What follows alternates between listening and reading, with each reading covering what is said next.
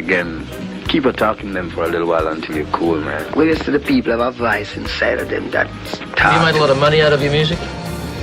Money? I mean, how much is a lot of money to you? Yeah, that's a good question. Have you made, say, millions of dollars? No. የሰው ልጅ በጭቃ ውስጥ ቢወለድም ለጽጌረዳ አበባ አሸብርቆ መውጣት ይችላል ይላል የጥንቱ አባባል። I don't have that type of richness. ዛሬ በታሪክ መዝገብ ውስጥ ስሙ በወርቅ ቀለም የተጻፈውን የዓለምን ድሃና የተገፋ ሕዝብ አንደበት የሆነውን የጥቁር ሕዝብ ኩራት የሰላም መልእክተኛውን የቦብ ማርሌን ገድል ልንተርክላችሁ መጥተናል። ይህ ትረካ የደስታ ብቻ አይደለም፣ የከባድ መከራና የጥልቅ ሕመም ጭምር እንጂ። ዝግጁ ከሆናችሁ ወደ ጃማይካ ኮረብታዎች ወደ አንዲት መንደር እንጓዝ። ከዝግጅቱ ጋር እኔ ቴዎድሮስ ተሾመ አብሬያችሁ ቆያለሁ። የካቲት 6 1945 ዓመተ ምህረት ጃማይካ ውስጥ ናይል ማይል በሚባል ስፍራ አንድ ሕፃን ተወለደ። ስሙንም ሮበርት ኔስታ ማርሌ ያሉት። ይህ ሕፃን ገና ሲወለድ ጀምሮ የሁለት ዓለምን ፍጥጫ ውጤት ነበር። አባቱ ኖርቫል ማርሌ ይባላል። ነጭ እንግሊዛዊ መኮንንም ነበር። እናቱ ደግሞ ሴድላ ቡከር ትባላለች። የ18 ዓመት ጥቁር ጃማይካዊት ማለት ናት። ቦብ ሲወለድ የድህነትና የብቸኝነትን መጥፎ ጠረን እያሸተተም ነው ያደገው። አባቱ ኖቫል ቦብንና እናቱን ጥሏቸውም ሄደ። አባት የሌለው ልጅ ግማሽ ቤት ነው ይባላል። ቦብ ግን ግማሽ ቤት ሆኖም አልቀረም። እናቱ በችግርና በመከራ ውስጥም ልጇን በብቸኝነት አሳደገች። ቦብ በልጅነቱ በሁለት እሳት መሃልም ነበረ። ነጮች ጥቁር ነህ ብለውም ገፉት፣ ጥቁሮቹ ደግሞ ቀይ ነህ ብለውም አገለሉት። አህያ ቢወለድ በቅሎ አይሆንም እንዲሉ ቦብ የትኛው ወገን እንደሆነም ግራ ገብቶ ተቸገረ። በዛ በልጅነትም ልቡ እኔ የማን ነኝ የሚል ጥያቄ እንደ እሾህ ይወጋውም ነበር። አንድ ቀን ቦብ እንዲህ አለ፣ እኔ የማንም ወገን አይደለሁም፣ እኔ የእግዚአብሔር ነኝ። ይህ ንግግሩ የወደፊት ጥንካሬው ምንጭ ነበር።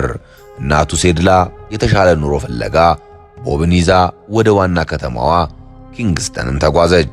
የገቡት ግን ትሬንች ታውን ወደሚባለው የድሆች ሰፈር ነበር። ትሬንች ታውን የቆሻሻ መጣያ፣ የረሃብና የጭቅጭቅ መናኸሪያም ናት። ነገር ግን ወርቅ የሚገኘው ከጭቃ ውስጥ ነው እንዲሉ ቦብ ሙዚቃውን ያገኘው እዛው ጭቃ ውስጥ ነበር። ምሽት ላይ በጨረቃ ብርሃን ከጓደኞቹ ጋር ሆነው በቆርቆሮና በከረጢት የሰሩትን ጊታር እየመቱ የልባቸውንም ሕመም በዜማ ይገልጡ ነበር። ቦብ በትሬንች ታውን ጎዳናዎችም ሲሄዱ ሆዱ በረሃብ ቢታጠፍም ልቡ ግን በሕልሙ ተሞልቶም ነበር። ዛሬ ባይኖረኝ ነገ ይኖረኛል የሚልም ጽኑ እምነት ነበረው። በዛ ጨለማ ሰፈር ውስጥም ቦብ ማርሌ የተባለው ፀሐይ ቀስ እያለችም ትወጣ ጀመር። ነገር ግን ሕይወት ለቦብ ቀላል አልነበረችም። በየቀኑ የሚገጥመው ውርደት፣ የቆዳው ቀለም ያስከተለበትም ስላቅ እና የአባቱ አለመኖርም በልቡ ውስጥ ትልቅ ጠባሳ ጥሎ አልፏል። ያ ጠባሳ ግን በኋላ ላይ ለዓለም ሁሉ የሚተርፍ ጣፋጭ ዜማም ሆነ። የአንድ ዛፍ ጥንካሬው የሚታወቀው በነፋስ ሲወዘወዝ ነው ይባላል። ቦብ ማርሌ ገና በልጅነቱ በሕይወት ማዕበል ተወዘወዘ፣ ግን አልወደቀም። ይልቁንም ስሩን ወደ መሬት አጥብቆ ሰደደ። ቦብ በትሬንች ታወር መኖር ሲጀምር ሕይወት እንደ ብረት የጠነከረችም ነበረች። እናቱ ሴድላ ልጇ ትምህርቷ እንዲማር ብትፈልግም የድህነት ጅራፍ ግን ከቤቱ አልጠፋም ነበር። ቦብ መጀመሪያ ላይ ሥራ የጀመረው በብረት ቀጥቃጭነትም ነበር። አንድ ቀን ግን ብረት ሲቀጠቅጥ ፍንጣሪው አይኑ ላይ አረፈ። ያ ክስተት ለቦብ ትልቅ ምልክት ነበር። እጄ ብረት እንዲቀጠቅጥ አይደለም የተፈጠረው ጊታር እንዲመታ እንጂ ብሎም ሥራውን አቆመ። የማይመስልህም መንገድ አትከተል፣ መጨረሻው ቃጠሎ ነውና እንዲሉ ቦብ ወደ እውነተኛ ጥሪው ተመለሰ። በዛው ሰሞን ቦብ ሁለት ጓደኞችን አገኘ፣ ባኒ ዌለር እና ፒተር ቶሽ። ሦስቱም የድህነት ልጆች ነበሩ። ሦስቱ ወጣቶች ዘዌለርስ የሚለውን ቡድንም መሰረቱ። የመጀመሪያ ዘፈናቸውን ሲቀዱ ቦብ ገና ወጣት ነበር። ሲመርት ዳውን የተባለችው ዘፈናቸው በጃማይካ ውስጥ ከፍተኛ ዝናን አመጣች። ነገር ግን ዝናው እንጀራ አልሆናቸውም። ቦብ አሁንም በባዶ እግሩ በትሬንች ታውን አቧራ ውስጥም ይመላለስ ነበር። በዚህ መሃል ነው እንግዲህ የህይወቱ ትልቅ ስጦታ የሆነችውን ሪታ አንደርሰንን ያገኛት። Sometimes you get that feeling that even a touch. ሪታ ራሷ ዘፋኝ ነበረች። ቦብ ሪታን ሲያገኛት ልቡ በደስታ ተሞላ። ፍቅር ለድሃ ብቸኛው ሀብቱ ነው ይባላል። ቦብ ምንም አልነበረውም፣ ግን ለሪታ የሚሰጠው ንጹህ ልብ ነበረው። ሪታ ቦብን ስታየው ከፊቱ ላይ የነበረውን የብቸኝነት ጥላም ተረድታው ነበር። እንደ አውሮፓውያን አቆጣጠር በ1963 ዓመተ ምህረትም ሁለቱም ተጋቡ። ሪታ ለቦብ ሚስት ብቻ አልነበረችም፣ እናትም፣ እህትም፣ የሙዚቃ አጋርም ነበረች። ከጠንካራ ወንድ በስተጀርባ ጠንካራ ሴት አለች የሚባለው አባባል ለሪታ በትክክል ይሰራል። የቦብና የሪታ ህይወት አልጋ ባልጋ አልነበረም። የጃማይካ ፖለቲካ እንደ እሳት ይነድ ነበር። ረሃብ እና ስደት ቤታቸውንም ያንኳኳ ነበር። ቦብ ለተወሰነ ጊዜ ወደ አሜሪካ ሄዶ በፋብሪካ ውስጥም በሌሊት ሥራ ይሰራ ነበር። ያን የሚያደርገው ግን ለቤተሰቡና ለሙዚቃው የሚሆን ገንዘብ ለማግኘት ነበር። በዚህ ጊዜ ነው ቦብ ስለ ራስ ተፈሪያዊነት በጥልቀት ማጥናት የጀመረው። ጸጉሩን ማሳደግና ስለ አፍሪካ ነጻነት መዘመር ጀመረ። ሰው ስሩን ካላወቀ እንደ ደረቅ ቅጠል ነፋስ ይወስደዋል እንዲሉ ቦብ ስሩን አፍሪካ ውስጥም አገኘው። ሪታ የቦብን እምነት እና ህልሙን ተጋራች። ልጆቹንም መውለድ ጀመሩ። ቦብ ለልጆቹ ትልቅ ፍቅር ነበረው። ነገር ግን የጥቁሩ ህዝብ ስቃይና በጃማይካ የነበረው የፖለቲካዊ ግጭትም ቦብን በሰላም እንዲቀመጥ አላደረገውም። ቦብ በሙዚቃው ሰላምን ሊሰብክ ሲነሳ ጠላቶቹ በጨለማ ማሴር ጀመሩ። የቦብ ዝና ከፍ እያለ ሲሄድ አደጋውም አብሮ ታደገ። እንደ አውሮፓውያን አቆጣጠር በ1970ዎቹ መጀመሪያ ላይ ዘ ዌለርስ የተባለው ቡድን ተበታተነ። ጓደኞቹ ባኒና ፒተርም ጥለውት ወጡ። ዛፍ ብቻውን ቢቆም ነፋስ ይበልጠዋል ይላሉ አያቶቻችን። ነገር ግን ቦብ እንደ ዋርካ ጸንቶ ቆመም። ቦብ ማርሌ ኤንድ ዘ ዌልስ በሚል አዲስ ጉዞ ጀመረ። ካች ኤ ፋየር የተባለው አልበሙ ዓለምን አናወጠው። የቦብ ድምፅ ከጃማይካ ተሻግሮ ለንደን፣ ኒውዮርክና ፓሪስ ደረሰ። ቦብ ስለ ረሃብ፣ ስለ ፍቅርና ስለ አፍሪካዊ ነጻነት ሲዘምር የሰው ልብ ይነካ ነበር። ሰው በቃሉ ይታወቃል እንዲሉ የቦብ ቃላት እንደ መጽሐፍ ቅዱስም ይከበሩ ጀመር። ነገር ግን አይጥ በበላችበት ትመታለች እንደሚባለው ቦብ ሀገሩ ጃማይካን ቢወድም ሀገሩ ግን በፖለቲካ እሳት ትቃጠል ነበር። በዛን ወቅት ጃማይካ በሁለት ጎራ ተከፍላም ነበር። በአንድ በኩል ኤድዋርድ ሲያጋ፣ በሌላ በኩል ደግሞ ማይክል ማንሊ። ደጋፊዎቻቸው እንደ እባብና አይጥም ይፋጠጡ ነበር። የኪንግስተን ጎዳናዎች በደም ይጨማለቁም ነበር። ቦብ እኔ ለሰላም እዘምራለሁ ቢልም ፖለቲከኞቹ ግን ከኛ ወገን ካልሆንክ ጠላታችን ነህ አሉት። ቦብ በሁለት ስለት መሃልም ወደቀ። ታኅሳስ 3 ቀን 1976 ዓመተ ምህረትም ይህቺ ቀን በቦብ ሕይወት ውስጥ የጨለማ ቀን ነበረች። ምሽት ላይ ቦብ በቤቱ ውስጥም ልምምድ እያደረገ ነበር። ድንገት ማንነታቸውም ያልታወቁ ታጣቂዎችም ወደ ቤቱ ዘልቀው ገቡ። የጥይት ራት ሊያደርጉት ወሰኑ። ክፉ ሰው ቀን አይቆርጥም እንዲሉ ቤቱን በጥይትም ደበደቡት። ጥይቱ ቦብን ደረቱ ላይና እጁ ላይም አረፈ። ባለቤቱ ሪታም ጭንቅላቷ ላይ ተመታች። ጥይቱ ጸጉሯ ውስጥም ተቀረቀረ። የቦብ ሥራ አስኪያጅም በጽኑ ቆሰለ። ያቺ ሌሊት የጃማይካ ሙዚቃ የሞተባትም ይመስል ነበር። ነገር ግን እግዚአብሔር የፈቀደው እንጂ ሰው ያቀደው አይሆንም እንደሚባለው ቦብ ከሞት ተረፈ። ከሁለት ቀን በኋላ ስማይል ጃማይካ የተባለ ትልቅ የሰላም ኮንሰርት ተዘጋጅቶ ነበር። ቦብ ቆስሎ ደሙ ሳይደርቅ በፋሻ ተጠቅልሎ ወደ መድረኩም ወጣ። ሰዎች እንዴት በህመም ውስጥ ሆነ ትዘፍናለህ ብለውም ሲጠይቁት ቦብ እንዲህ አላቸው፣ ይህን ዓለም ለማጥፋት የሚጥሩ ሰዎች አንድም ቀን እረፍት አይወስዱም። ታዲያ እኔ እንዴት እረፍት ወስዳለሁ? ብርሃንን ማብራትን ያለብኝ አሁን አይደለምን?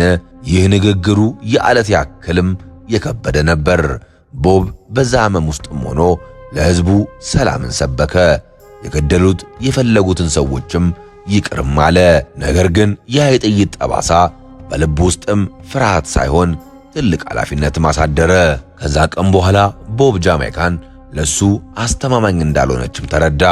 ሕይወቱን ለማዳንና ሙዚቃውን ለማስቀጠልም ሀገሩን ጥሎ ወደ ለንደን ተሰደደ። ሰው ካራካው አይናፍቅም ይባላል። ቦብ በለንደን ሆኖ ስለ ሀገሩና ስለ አፍሪካ በናፍቆት መዘመር ጀመረ። ስደት መራራ ነው፣ ግን ቦብ በለንደን ሆኖ ኤክሶደስ የተባለውን የክፍለ ዘመኑን ምርጥ አልበምም ሰራ። እንቅፋት ለሚችል ሰው መንሰላል ነው እንደሚባለው ግድያ ሙከራው ቦብን የበለጠ ጠንካራና ዓለም አቀፍ ተወዳጅ አደረገው። እንደ አውሮፓውያን አቆጣጠር በ1978 ዓመተ ምህረት ጃማይካ አሁንም በፖለቲካ ደም ትታጠብ ነበር። ወንድም ወንድሙን ይገድል ነበር። በዚህ መሃል ቦብ አንድ ትልቅ ውሳኔ ወሰነ። እኔ ልሞትም ቢሆን ወደ ሀገሬ እመለሳለሁ አለ። ለሀገሩ የማይሞት ሰው ከሞተ ይቆጠራል እንደሚባለው ቦብ የሞት ስጋቱን ወደ ጎን አደረገ። ዋን ላቭ የተባለውን ታሪካዊ ኮንሰርትም ተዘጋጀ። በሺዎች የሚቆጠሩ ሰዎች ተሰበሰቡ።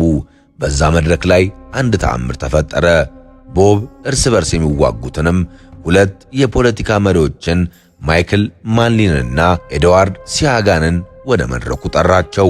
አንድነት የኃይል እናት ናት እንደሚባለው ቦብ የሁለቱንም እጅ አቆላልፎ ወደ ላይ ከፍ አደረገው። በዛች ቅጽበት ጃማይካ ተነፈሰች። ሕዝቡ በእንባ ታጠበ። ቦብ ሙዚቀኛ ብቻ አልነበረም፣ እርቅ አውራጅ ነብይም እንጂ።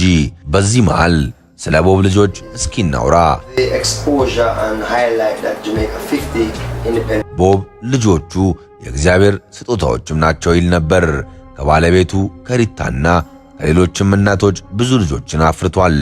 ዚጊ፣ እስጢፋኖስ፣ ሲዴላ፣ ዳይማን እና ሌሎች የቦብንም ፈር ተከትለውም አድገዋል። አንድ ተረት አለ፣ አንበሳ አንበሳን ይወልዳል የሚል። የቦብ ልጆችም አባታቸው የዘራውንም የፍቅር የሙዚቃ ዘርም በዓለም ላይ እንዲበቅል አድርገዋል። ቦብ ለልጆቹ ጊዜ ባይኖረውም በውስጣቸው ግን ትልቅ ማንነት ተከትሎም አልፏል። እንደ አውሮፓውያን አቆጣጠር በ1978ም ቦብ ማርሌ ለመጀመሪያ ጊዜ ኢትዮጵያ ገባ። በወቅቱ ንጉሱ ከስልጣን ወርደው በደርግ ተተክተውም ነበር። ብዙዎቹ ንጉሱ በሌሉበት ለምን ይሄዳልም አሉ። ነገር ግን ቦብ ሻሸመኔ ሲደርስ የተሰማው ስሜትም የተለየ ነበር። እዚህ የመጣሁት ለፖለቲካ አይደለም፣ ወደ መንፈሳዊ ቤቴ እንጂ። በሻሸመኔ መሬት ላይ ተንበርክኮ ሲጸልይ የአካባቢው ሰዎች ነጭ አባትና ጥቁር እናት ያለው ይሄ ስሙ የናኘ ዘፋኝ እንዴት ለኢትዮጵያ እንዲህ ይሰግዳል ብለውም ተገርመው ነበር። ነገር ግን ደስታና ሐዘን የአንድ ሳንቲም ሁለት ገጽታዎች ናቸውም ይባላል። ቦብ በዝናው ማማ ላይ ያለም አንድ መጥፎ ነገር ተከሰተ። ቦብ እግር ኳስ መጫወት ነፍሱ ነበር። አንድ ቀን ኳስ ሲጫወትም እግሩ ላይ ጉዳት ደረሰበት። ቁስሉ አልድንም አለ። ዶክተሮች ሲመረምሩትም አስደንጋጭ ነገር ነገሩት። ካንሰር ነውም አሉት። እግርህን ካልተቆረጥ መላ ሰውነት ይወረሳል ብለውም አስጠነቀቁት። ቦብ ግን እኔ ሰውነቴን አልቆርጥም፣ እምነቴም አይፈቅድልኝም አላቸው። አጥንቴን ለእግዚአብሔር ሰጣለው በሚል ጽኑ አቋም ያንን መራራ ሐቅም ተቀበለው። በሽታው በሰውነት ውስጥም እንደ እባብ ሲሰራጭም ቦብ ግን መዘመሩን አላቆመም። ሕመሙ እየጸናበት ሲሄድም በዓለም ዙሪያ የመጨረሻውን ጉዞም ጀመረ። በመድረክ ላይ ሲዘፍን የሚሞት አይመስልም ነበር። ነገር ግን ከጀርባው በሽታው ሰውነቱን እየበላው ነበር። የሰው ልጅ እንደ ጤዛ ነው እንደሚባለው የቦብ ጥንካሬ ቀስ እያለም እየከሰመ መጣ። እንደ አውሮፓውያን አቆጣጠር በ1980 ዓመተ ምህረትም የቦብ የጤና ሁኔታ ክፉኛ እየተባባሰ መጣ። ያ በእግሩ ጣት ላይ የጀመረው ካንሰር አሁን ወደ አእምሮው፣ ወደ ሳምባውና ወደ ጉበቱም ተሰራጭቷል። ቦብ ግን አሁንም አልወድቅም ባይ ነበር። በመጨረሻ ኮንሰርቱ ላይም ሪደምፕሽን ሶንግ ሲዘፍንም ድምፁ የሰማይ መላእክትም ዜማ ይመስል ነበር። ራስህን ከነፍስ ባርነትም ነፃ አውጣ እያለ ሲዘምር የራሱ ነፍስም ከስጋው ለመውጣት እየተዘጋጀች እንደነበረ የታዘበ አልነበረም። ሻማ ከመጥፋቷ በፊት ደምቃ ትበራለች እንደሚባለው ቦብ በመጨረሻ ሰዓትም ከማንኛውም ጊዜ በላይ ደምቆም ታየ። በሽታው ከአቅሙ በላይ ሲሆንበት ወደ ጀርመን ሀገርም ሄደ። በዛ ቅዝቃዜ ውስጥ ለወራት ታከመ። ጸጉሩ ረገፈ። ያ ዝነኛ ድሬዱን ተቆረጠው። ሪታ ማርሌ ከጎኑ አልተለየችም ነበር።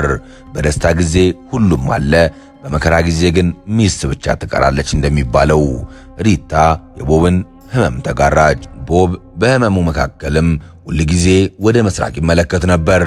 ኢትዮጵያ ለእርሱ የተስፋ ምድር ናት። ንጉሥ ኃይለ ሥላሴን እንደ መሲህ ያይም ነበር። ኢትዮጵያ እጆቿን ወደ እግዚአብሔር ትዘረጋለች የሚለውም የመጽሐፍ ቅዱስ ቃል የልቡ መዝሙር ነበር። ቦብ አንድ ቀን ወደ ኢትዮጵያ መጥቶ መኖር ይመኝ ነበር። ነገር ግን ሰው ያስባል፣ እግዚአብሔር ይፈጽማል ሆነና ምኞቱ ሳይሳካም ቀረ። ግንቦት 11 ቀን 1981 ዓመተ ምህረትም ቦብ ከጀርመን ወደ ሀገሩ ጃማይካም እየተመለሰ ነበር። ነገር ግን መንገዱን መጨረስ አልቻለም። ማያሚ አሜሪካ ውስጥ ማረፈ። በመጨረሻው ሰዓትም ልጁ ዚጊ ማርሌን ጠርቶ አንድ ታላቅ ንግግር ተናገረ። ገንዘብ ሕይወትን ሊገዛ አይችልም። መኒ ካንት ባይ ላይፍ። እነዚህ ቃላት የቦብ የመጨረሻ ኑዛዜ ነበሩ። ሀብታም ማለት ብዙ ያለው ሳይሆን ለሰው የሚተርፍ ነው እንዲሉ ቦብ በገንዘብ የማይገዛውን ፍቅር ለዓለም ትቶ አረፈ። ጃማይካ በለቅሶ ተናወጠች። የዓለም ሕዝብ በእንባ ታጠበ። የቦብ አስክሬን ወደ ትውልድ መንደሩ ናይል ማይል ሲወሰድም መንገዱ ሁሉ በሰው ተሞልቶ ነበር። መልካም ስም ከመቃብር በላይ ይወርሳል እንደሚባለው ቦብ ቢቀበርም ስሙ ግን ከፍ ብሎም ቀረ። አሁን ነው ነገሩ የሚከብደው። ቦብ ማርሌ በ1981 ሲያርፍም የተቀበረው በትውልድ ቦታው ጃማይካ ናይል ማይል ነበረ። ነገር ግን በ2005 እንደ አውሮፓውያን አቆጣጠር የቦብ ማርሌ ባለቤትም ሪታ ማርሌ በዓለም ዙሪያ መነጋገሪያ የሆነ ቦምብ ጣለች። ቦብ ማርሌ ሙሉ ሕይወቱን የሰጠው ለኢትዮጵያ ነው። የመጨረሻ ምኞቱም በኢትዮጵያ ምድር ማረፍ ነበር። ስለዚህ አስክሬኑ ከጃማይካ ተቆፍሮ ወጥቶ ወደ ኢትዮጵያ ሻሸመኔ መወሰድ አለበት አለች።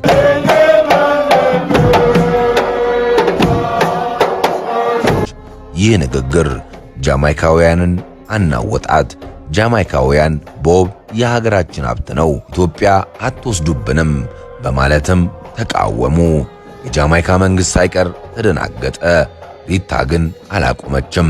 ቦብ የጃማይካ ብቻ አይደለም፣ የጥቁር ሕዝብ ሁሉ ነው፣ በተለይ ደግሞ የኢትዮጵያ ነው በማለት ተከራከረች። በ60ኛው የልደት በዓሉ እንደ አውሮፓውያን አቆጣጠር በ2005ም በኢትዮጵያ አፍሪካ ዩናይት በሚል ስያሜ ግዙፍ ኮንሰርት ሲዘጋጅ ሪታ የቦብን መንፈስ ወደ ኢትዮጵያ ለማምጣት ቆርጣ ነበር። ምንም እንኳ በፖለቲካዊና በሕዝብ ተቃውሞ ምክንያት አስክሬኑ እስካሁን ባይመጣም የሪታ ፍላጎት ግን አንድ ነገር አረጋግጧል። ቦብ ማርሌ በልቡ ኢትዮጵያዊ ነበር። ቦብ ማርሌ የኢትዮጵያ ሰንደቅ ዓላማም በዓለም አቀፍ ደረጃ የማስታወቂያ ሰሌዳ ባደረገው። ጃማይካዊ ሆኖ ሳለ ኢትዮጵያ እጆቿን ወደ እግዚአብሔር ትዘረጋለች የሚለውንም የመጽሐፍ ቅዱስ ቃል የሙዚቃው መሠረት አደረገው። ዛሬ ቦብ ማርሌ የለም። ነገር ግን ኖ ውመን ኖ ክራይ ሲሰማ ዛሬ ሪታ እናስታውሳለን። ዋላፍ ሲባል እርቅ እናስባለን። ቦብ ለተገፉት ድምፅ፣ ለደከሙት ብርታት፣ ለጠሉባቸው ፍቅርም አስተምሮ አልፏል። አንበሳ ቢሞትም ግርማው አይጠፋም ይባላል። ቦብ ማርሌ የአንበሳ ልብ ነበረው። በድህነት ተወልዶ በችግር አድጎ በዓለም ላይ የሰላም አሻራውንም አኑሯል። ይህ ታሪክ እኛንም ያስተምረናል። ካለንበት ጭቃ ወጥተን ዓለምን ማብራት እንደምንችልም የቦብ ሕይወት ምስክርም ነው። የቦብ ማርሌ ነፍስ በሰላም ትረፍ። ትውልዱ ግን የዘመረለትን ፍቅር ተቀብሎ በሰላም ይኑር። ታሪኩን ስለተከታተላችሁን እናመሰግናለን። ሰላም ቆዩልን። የደውሏን ምልክት እየነኩ እና ሰብስክራይብ ያደረጉም ቤተሰብ ይሁኑ። በቀጣይ ቪዲዮ እስክንገናኝ ሰላም ቆዩልን።